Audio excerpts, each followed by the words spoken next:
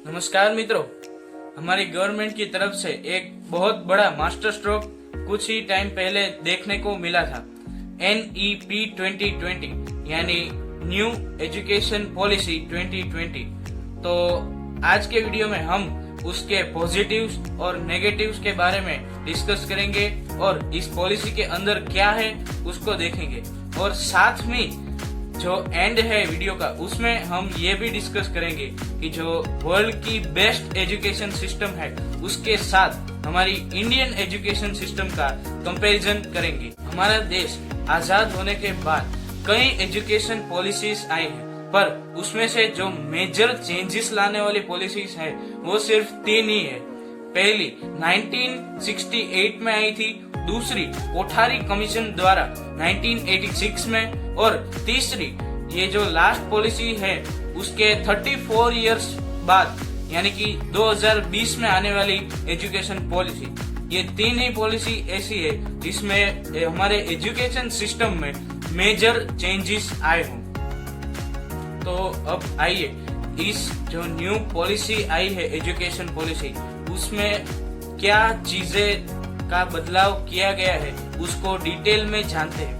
तो सबसे पहले हमारा जो एजुकेशन का स्ट्रक्चर है वो पहले 10+2 का था, तो उससे अब इस नई पॉलिसी में बदल के 5+3+3+4 कर दिया गया है।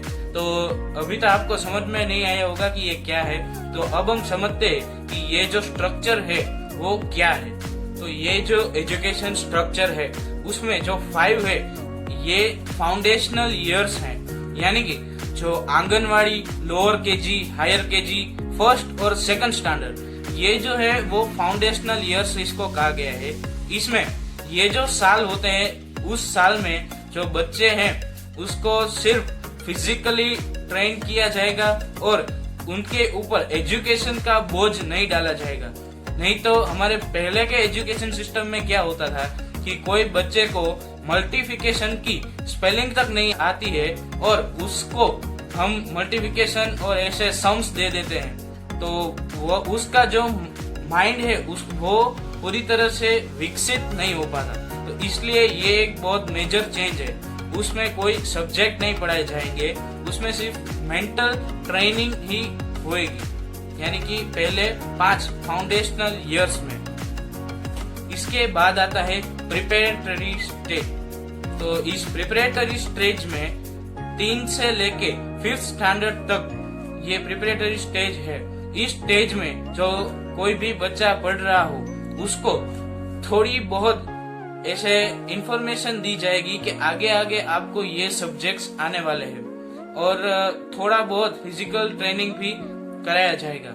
इसके बाद आता है वो मिडिल स्कूल है। ये जो मिडिल स्कूल है वो भी उसमें भी 3 साल ही है। इस जो 6 से लेके 8 स्टैंडर्ड तक ये मिडिल स्कूल यानी कि मिडिल स्टेज है। इस स्टेज में उनको मैथ्स, सोशियोलॉजी, ह्यूमैनिटीज और ऐसे कई सब्जेक्ट से इंट्रोड्यूस कराया जाएगा, यानी कि उसका जो पहले जो पूरा बोझ डाल दिया जाता था कि ये सब्जेक्ट्स आपको पढ़ने ही होंगे, वैसा नहीं होगा, सिर्फ इंट्रोड्यूस कराया जाएगा। और उसके बाद जब सेकेंडरी स्टेज है वो है 4 इयर्स का। पहले क्या होता था कि जो 9th और 10th है वो बहुत ही ज्यादा महत्वपूर्ण माने जाते थे। तो वो बच्चा पहले 1 से लेके 10 साल तक पढ़ाई करता था और 10th में बोर्ड की एग्जाम्स देता था।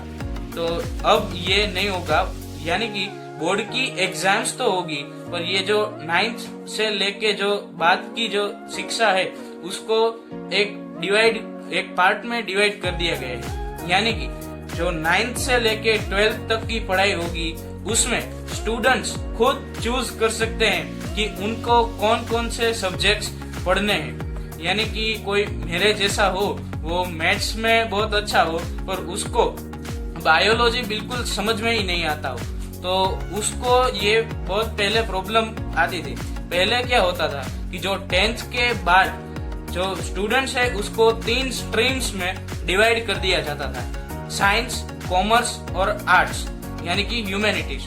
तो अगर आप ह्यूमैनिटीज में जाओ तो आप साइंस का कोई भी सब्जेक्ट नहीं पढ़ सकते। अगर आप साइंस में जाओ तो आप हिस्ट्री या और किसी में आपको इंटरेस्ट हो तो आप वो नहीं पढ़ सकते। पर अब ऐसा नहीं होगा।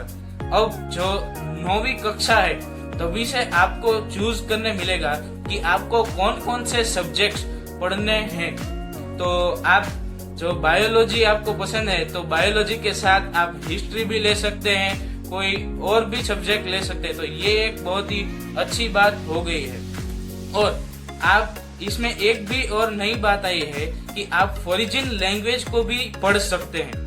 यानी कि जो फॉरेन की जो लैंग्वेज है वो आप 9th से ही पढ़ सकते हैं। आपको ऑप्शन दिए जाएंगे कि आपको, यानी कि एग्जाम्पल के तौर पर आप ये ले लो कि आपको फ्रेंच सीखनी है, तो आप कई ऐसी भाषाएं हैं जिसको ऑप्शनल किया गया है, तो आप फ्रेंच भी पढ़ सकते हैं 9th के बाद। और एक और मेजर चेंज है कि जो 6th स्टैंडर्ड से कोडिंग है वो भी आपको सिखाई जाएगी।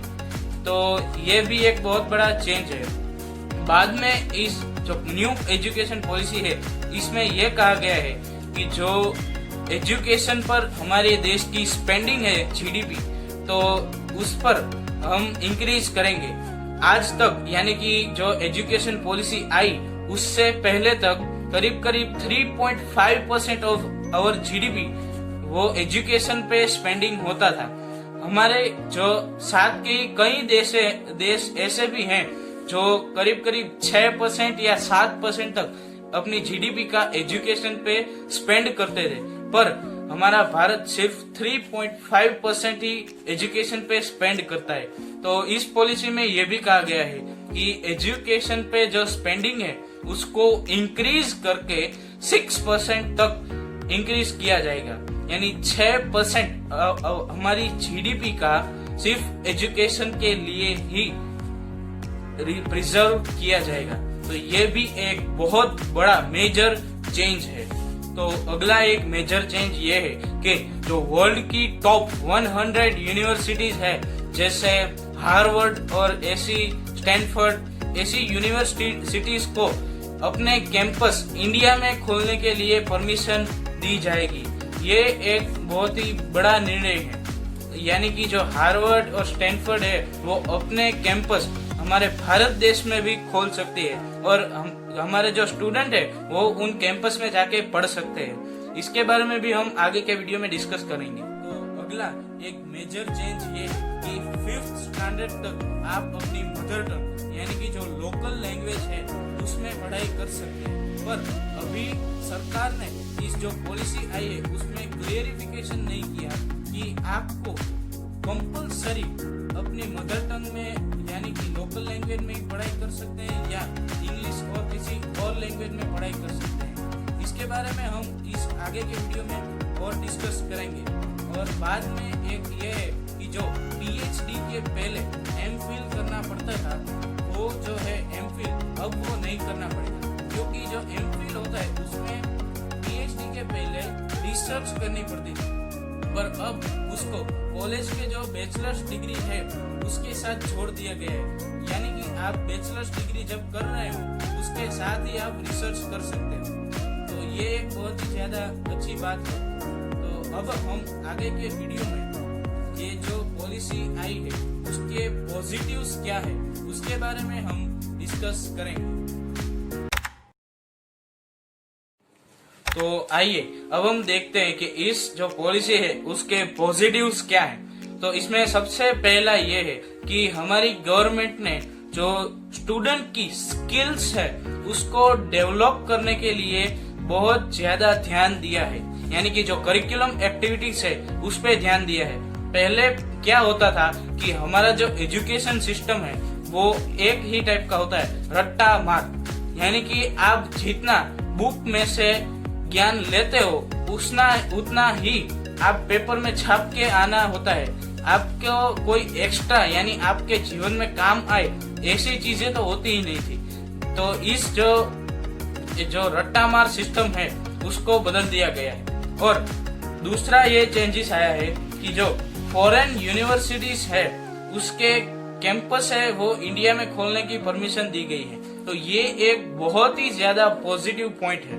तो यानी कि जो फॉरेन यूनिवर्सिटीज है उसमें जो मोर फंडिंग्स आने लग जाएगी, यानी कि जो स्टूडेंट है उसको जो इक्विपमेंट है वहाँ के और जो प्रोफेसर्स हैं वो भी बहुत अच्छे देखने को मिलेंगे, क्योंकि जो हार्वर्ड यूनिवर्सिटी है, स्टैनफोर्ड यूनिवर्सिटी है, वो अपने स्टूडेंट्स पर बहुत ही ज्यादा ध्यान देते हैं और शायद जो हमारे इंडिया की यूनिवर्सिटीज हैं वो इतना ध्यान नहीं दे पा रहे।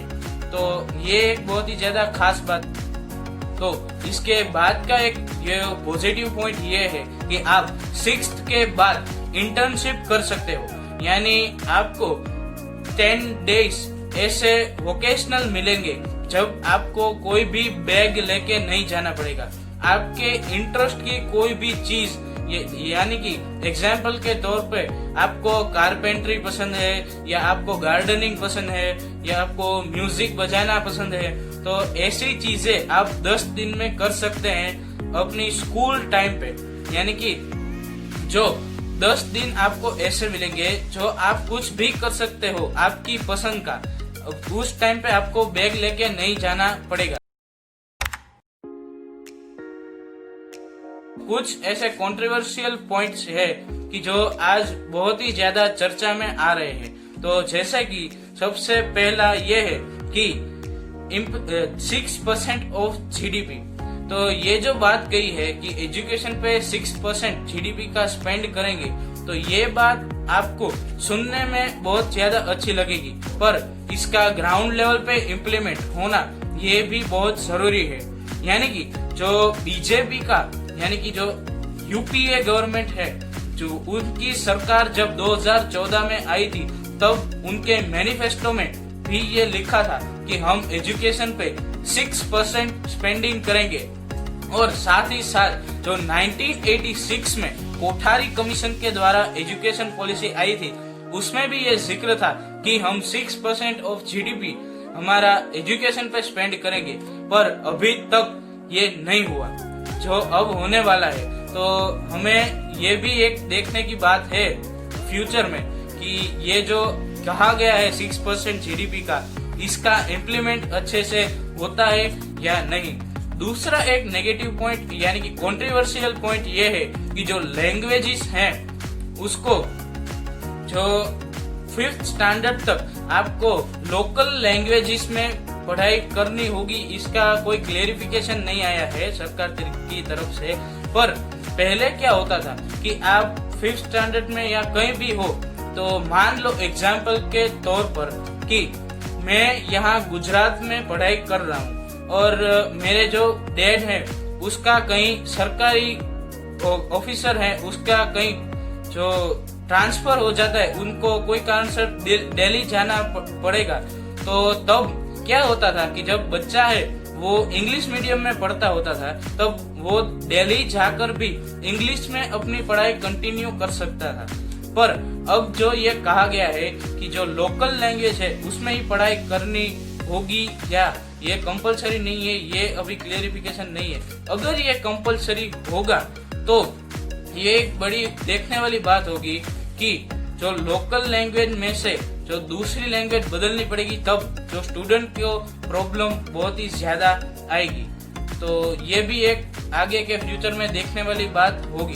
तो अब आगे के नेगेटिव पॉइंट में हम ये देखेंगे कि जो करिकुलम एक्टिविटीज है उसके टीचर्स कहाँ से आएंगे। तो ये देखने वाली बात होगी कि जो ये गार्डनिंग और ऐसे करिकुलम एक्टिविटीज के लिए बताया गया है, और जो लैंग्वेजेस है उसके भी लिए भी बताया गया है कि आप कोई भी लैंग्वेज चूज कर सकते हो, गार्डनिंग और ये सारे सीख सकते हो। तो ये जो है वो भी देखने वाली बात होगी कि उनके लिए भी टीचर्स लाने पड़ेंगे। तो जो स्टूडेंट है उसको सिखाने के लिए कोई तो चाहिए होगा, तो जो टीचर्स आएंगे तो उसको जो फीस है उसकी टीचर्स की वो भी देनी पड़ेगी। तो अब सरकार इसके ऊपर क्या करती है ये भी एक देखने वाली बात होगी। तो एक नेगेटिव पॉइंट ये भी है कि जो फॉरेन यूनिवर्सिटीज है उसको इंडिया में कैंपस बनाने की छूट दी जा रही है, उसके ऊपर भी कंट्रोवर्सी बहुत ज्यादा बड़ी हुई है, क्योंकि 2010 में यूपीए गवर्नमेंट तब की थी, उन्होंने भी ये चीज करने की जो बिल है वो हमारी पार्लियामेंट में पास किया था, पर तब की जो ओपोजिशन थी उन्होंने इसे काउंटर करते हुए ये कहा था कि जो बाहर की फॉरेन यूनिवर्सिटीज है उनके कैंपस यहाँ इंडिया में खुलेंगे तो एजुकेशन सिस्टम बहुत ही ज्यादा महंगा हो जाएगा और जो वहाँ की फीस है वो हमारे यहाँ के जो स्टूडेंट्स है वो पे नहीं कर पाएंगे। तो यही चीज आज एनडीए गवर्नमेंट ने यहाँ की है, कोई भी बिल पास करे बिना। तो ये भी एक कंट्रोवर्सी में बहुत ज्यादा है, ये जो फॉरेन यूनिवर्सिटीज का कैंपस का है ये। तो अब एक नेगेटिव पॉइंट ऐसा भी है जो बहुत ज्यादा चर्चा में नहीं आया है कि जो 2019 मई महीने में ये जो एजुकेशन पॉलिसी है उसका ड्राफ्ट बाहर आया था। उस ड्राफ्ट में जो मैंड्रिन भाषा है जो दुनिया में सेकंड सबसे मोस्ट बोले जाने वाली भाषा है, यानी कि वर्ल्ड में दूसरी ऐसी भाषा है जो सबसे ज्यादा बोली जाती है वो चाइनीज भाषा है। वो जो लैंग्वेजेस के ऑप्शन है उसमें थी, यानी कि चाइनीज लैंग्वेज भी आपको सीखने का मौका मिलेगा, ऐसा इस ड्राफ्ट में लिखा था। पर ये जो 2020 में फाइनल जो आई है, जो मेन है, जो इसका इम्प्लीमेंट होने वाला है, उसमें ये चाइना की मैंड्रिन भाषा नहीं है। तो ये एक बहुत ही ज्यादा देखने वाली बात होगी कि चाइनीज लैंग्वेज नहीं सिखाई जाएगी।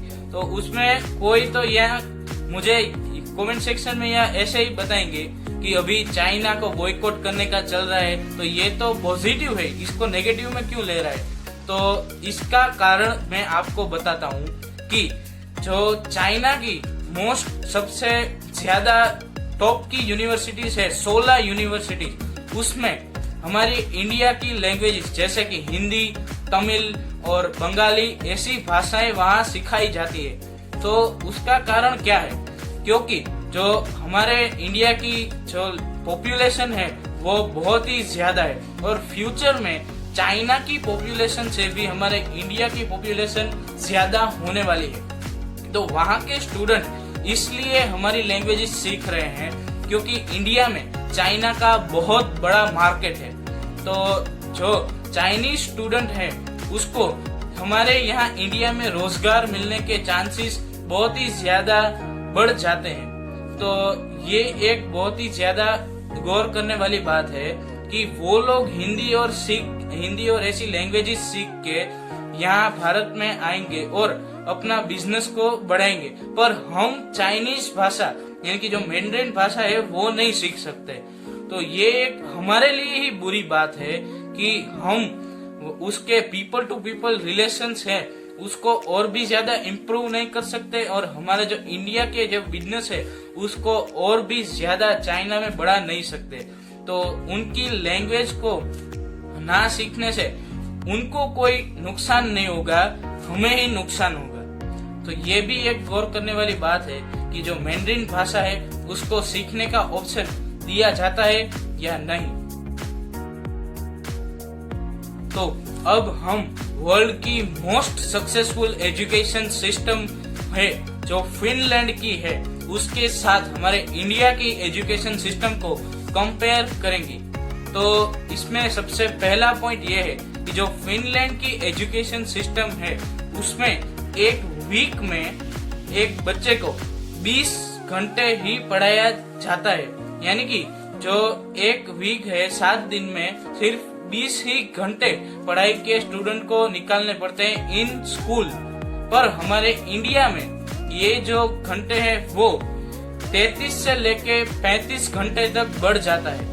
तो इतने टाइम वो एक स्कूल में पढ़ाई करता है एवरेज बच्चा, और जो ट्यूशन है उसके पढ़ाई के आवर्स तो अलग ही, या 3 से लेके 4 घंटे तक के ही ट्यूशन होते हैं, तो इसमें भी टाइम इंक्रीज हो जाता है। तो ये एक हमारे इंडियन एजुकेशन सिस्टम की बहुत खराब चीज है। बाद में ये आता है कि वहाँ जो सोशल इक्वालिटी है वो हमारे इंडियन एजुकेशन सिस्टम से ज्यादा है, यानी कि हर एक बच्चे को समान ट्रीट किया जाता है। पर हमारे इंडिया में कई जो रीजन ऐसे भी हैं जिसमें कुछ बच्चे को ऐसे नेग्लेक्ट किया जाता है और उसको अलग ही कर दिया जाता है। तो ये एक बहुत ही खराब बात है।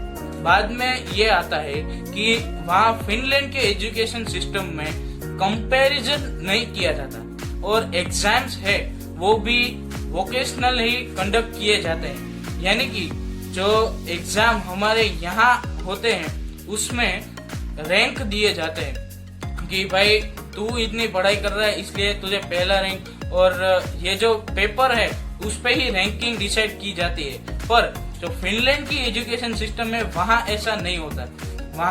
वहाँ स्टूडेंट को पूरी तरह से एकदम इंस्पेक्ट किया जाता है, यानी कि टीचर्स के द्वारा उस पे ध्यान रखा जाता है कि जो स्टूडेंट है उसकी परफॉर्मेंस कैसी है और उसके हिसाब से उसको रैंक या और कुछ दिया जाता है। पर वहाँ पे कोई स्टूडेंट का कंपैरिजन नहीं होता। हमारे इंडिया में ये कंपैरिजन बहुत ज्यादा होता है कि भाई शर्मा जी के लड़के के 80% आए तो तेरे क्यों नहीं आते। ये जो कंपैरिजन है वो वहाँ फिनलैंड में नहीं है। बाद में ये आता है कि फ्री स्कूल मील्स, यानी कि वहाँ पे जो मील्स होती है यानी खाना वो भी स्कूल में फ्री दिया जाता है। पर हमारे इंडिया में जो सरकारी स्कूल्स है उसमें कुछ टाइम तक ही मिड डे मील दिया जाता है, पर हमेशा के लिए नहीं दिया जाता। तो इस पे तो वहाँ की पॉपुलेशन भी कम है इसलिए वहाँ इम्प्लीमेंट हो सकता है, पर हमारे यहाँ की पॉपुलेशन भी ज्यादा है तो कुछ मुश्किल होगी इसको इम्प्लीमेंट करने की। पर कोई ऐसा रास्ता भी निकाल सकती है जिससे हम थोड़ा बहुत उस एजुकेशन सिस्टम से कंपेयर कर सके। बाद में ये आता है कि इंडिविजुअल गाइडेंस और बेस्ट हेल्थ केयर। तो ये जो इंडिविजुअल गाइडेंस है यानी कि एक एक बच्चे पर पर्सनल ध्यान दिया जाता है। हमारे इंडिया में कैसा होता है कि एक क्लास में एक साथ 60 या 70 बच्चे बिठा दिए और जो सर या टीचर है वो आके पढ़ा के चले गए, स्टूडेंट क्या कर रहा है उसको कुछ नहीं पड़ी। ऐसा यहाँ फिनलैंड में नहीं होता। वहाँ हर एक बच्चे पे पर्सनलाइज ध्यान दिया जाता है। तो ये भी हमारे इंडिया में इम्प्लीमेंट करने की जरूरत है। बाद में हेल्थ केयर, तो वहाँ पे जो स्कूल्स होते हैं उसमें हेल्थ केयर की बहुत ज्यादा ध्यान रखा जाता है जो हमारे इंडिया में नहीं है। तो उस पर भी हमें ध्यान देना चाहिए। और कुछ ऐसा भी है कि जो हेल्थ केयर है उस पे हमारे इंडिया पे इसलिए ध्यान नहीं दिया जा सकता कि एक एक स्कूल में हम डॉक्टर्स तो नहीं बिठा सकते, तो इसलिए भी ये कहा जा सकता है कि ये हमारे एजुकेशन सिस्टम में खराब है। बाद में हम ये कह सकते हैं कि ये एक बहुत ही बड़ा जानने वाला फैक्ट है कि वहाँ की जो स्कूल्स हैं वो 9 से 9:45 तब ओपन होती है, यानी कि जो सुबह के 9 बजते हैं तब से स्कूल शुरू होती है और दोपहर के 2 या 2:45 तक खत्म होती है। तो ये एक बहुत ही जानने वाली बात है कि हमारे इंडिया में तो सुबह 6 बजे या 7 बजे ही स्कूल स्टार्ट हो जाती है, पर वहाँ ऐसा नहीं होता, वो बहुत लेट होता है। क्योंकि उन्होंने ये कहा है कि जो सुबह उठ के एक्सरसाइज कर सकते हैं जो बच्चे और ऐसे पूरा फ्री माइंड होके स्कूल में आते हैं, तो ये भी एक बहुत ही ज्यादा अच्छा है। बाद में ये है कि जो फिनलैंड के एजुकेशन सिस्टम है उसमें पीरियड्स हैं वो बहुत ही ज्यादा लॉन्ग होते हैं, कि लॉन्ग पीरियड्स होते हैं और उसके बीच में जो ब्रेक देते हैं वो भी ज्यादा लॉन्ग होता है। करीब करीब 30 मिनट से 45 मिनट तक का एक से दूसरे लेक्चर के बीच का ब्रेक होता है। उसमें वो लोग गार्डन में जा सकते हैं और अपने ऐसे स्ट्रेचिंग करके एकदम फिट होके वापस क्लास में आते हैं। तो हमारे यहाँ तो लेक्चर्स ही 45 मिनट्स के होते हैं। तो ये एक फिनलैंड की एजुकेशन सिस्टम में बहुत अच्छी बात है। एक और ऐसा उनकी एजुकेशन सिस्टम में प्लस पॉइंट है वो है कि वहाँ पे जो होमवर्क है वो बहुत ज्यादा कम दिया जाता है, करीब 30 मिनट्स का ही होमवर्क दिया जाता है। और वहाँ का जो आउटर वर्क है यानी कि जो प्रैक्टिकल वर्क है वो ज्यादा दिया जाता है। पर हमारे इंडिया में इससे बिल्कुल उल्टा, हमारे यहाँ होमवर्क पे बहुत ही ज्यादा ऐसे ध्यान दिया जाता है कि जो स्टूडेंट है वो लिख के थक जाना चाहिए, तब तक होमवर्क दिया जाता है। पर यहाँ पे जो प्रैक्टिकल वर्क है हमारे इंडिया में वो ज्यादा नहीं दिया जाता, तो ये एक बहुत ज्यादा बुरी बात है। तो आपको ये जो नई एजुकेशन पॉलिसी है वो कैसी लगी, आप अपनी राय कमेंट सेक्शन में बता सकते हैं। और अगर मैंने जो ये जो नेगेटिव पॉइंट कहे हैं उसमें से कुछ पॉइंट आपको गलत भी लगेंगे, पर यही सच पॉइंट है। तो बस आज के वीडियो के लिए बस इतना ही। स्टे होम, स्टे सेफ, और मिलते हैं किसी ऐसे ही एजुकेशन के वीडियो में। तब तक के लिए धन्यवाद।